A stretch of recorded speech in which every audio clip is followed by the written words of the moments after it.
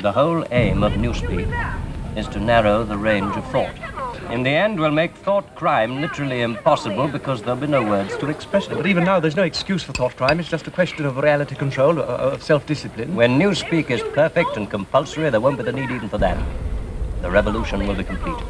In 70 years or so, there'll be nobody alive who could possibly understand this conversation we're having. Well, except the proles, and they're not human. The trend towards mass media's hold on the American mind is losing its grip.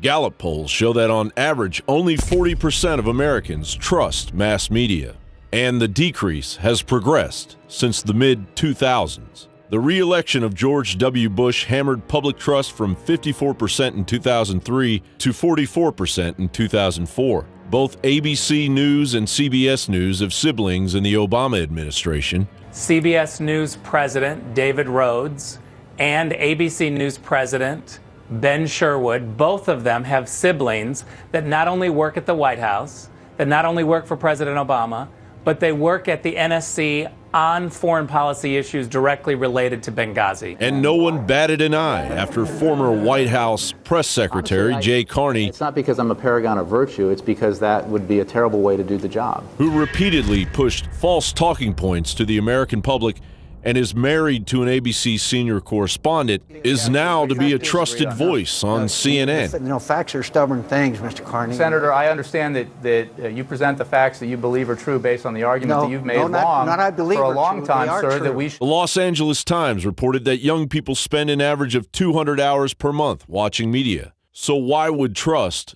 decline?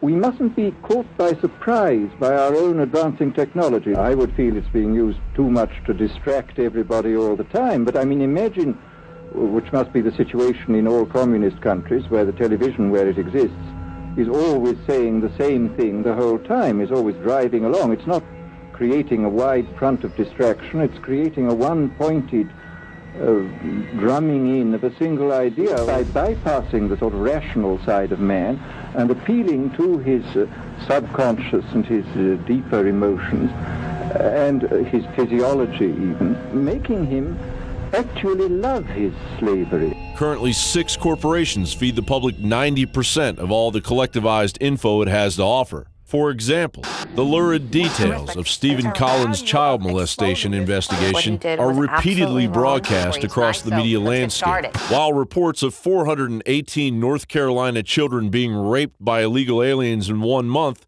goes unreported. What matters most to the American people means very little to a politicized culture in the White House. It's an election year after all. The disengaged Obama administration's assumption that public perception is under controlled manipulation only adds fuel to the downward spiral of trust contained in the Gallup poll numbers.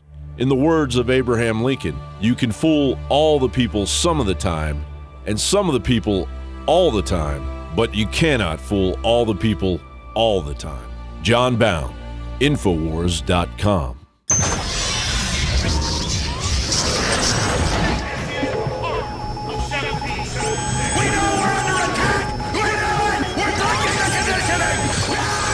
You want the best that's out there at the lowest price anywhere?